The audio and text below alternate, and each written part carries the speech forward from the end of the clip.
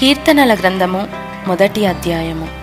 దుష్టుల ఆలోచన చొప్పున నడువక, పాపుల మార్గమున నిల్వక, అపహాసకులు కూర్చుండు చోటను కూర్చుండక, యెహోవా ధర్మశాస్త్రమునందు ఆనందించుచు దివారాత్రము దానిని ధ్యానించువాడు ధన్యుడు. అతడు నీటి కాలువల యొరను నాటబడినదై ఆకువాడక తన కాలమందు ఫలమిచ్చు చెట్టు వలె నుండును. అతడు చేయినదంతయు సఫలమగును. దుష్టులు అలాగున నుండక గాలి చెదరగొట్టు పొట్టు వలె నుందురు. కాబట్టి న్యాయ విమర్శలో దుష్టులను, నీతిమంతుల సభలో పాపులను నిలువరు.